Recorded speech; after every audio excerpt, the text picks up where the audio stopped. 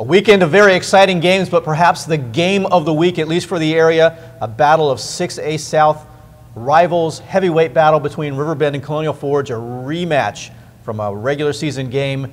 This one back and forth, Justin. Riverbend lost 5 games, I believe, with it when 3 points or less this season. They come away with the victory, a game-ending field goal, 33 yards, Riverbend 16, Colonial Forge 14. Yeah, Lance De Silva with the big kick at the end there to give Riverbend, and you know if the Bears kept playing close games, you know, they were going to win one, you know, and Riverbend is 5-6, but they're not like some sort of playoff refugee. I mean, they're a team that has shown they belong in the postseason, I think. This is a big win. It is a big win. First time Riverbend has ever beaten Colonial Forge, so some poetic justice for the Bend fans on that regard. They were 0-9 going into that game. They knock off this Forge team. 5 interceptions for the Bears. One of them returned for a touchdown. Jeremy Ford had 2 of those picks, and one was the pick 6.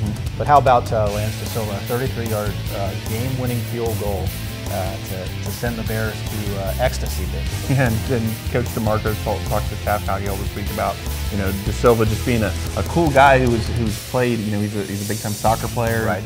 He's had chances to play on big stages, and so this was natural for him and very calm and very, I think, collected.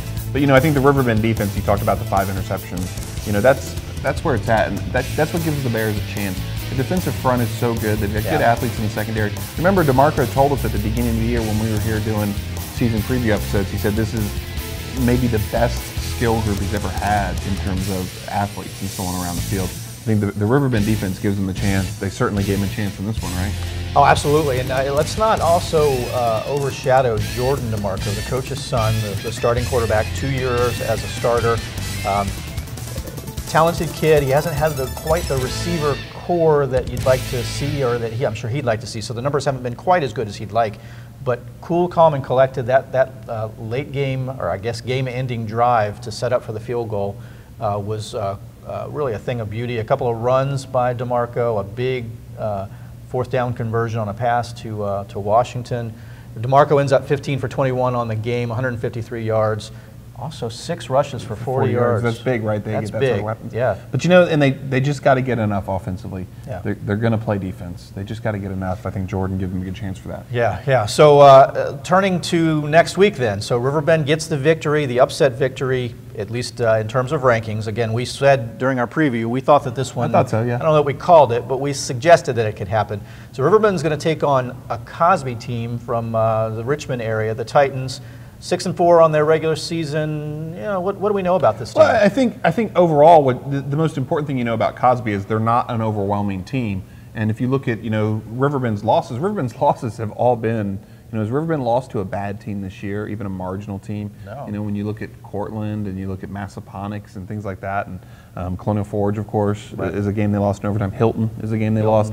You know, I think all the teams they lost to were playoff teams. I think from what you assume, you think you know about Cosby and who they are and where they're from and who they've played, you feel like Cosby is, you know, not one of the top 4 teams that Riverbend has played this year. So knowing nothing else, you know that Riverbend's got a good defense. You know they can keep them in the game, and you're not playing a team that's overwhelming.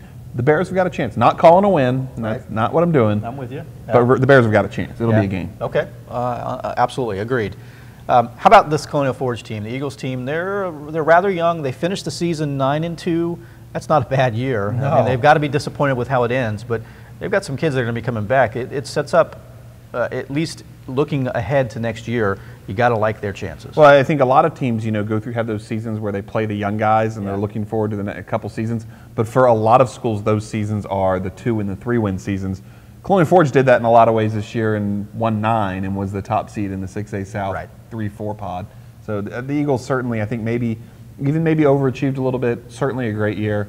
Got a lot to look forward to next year.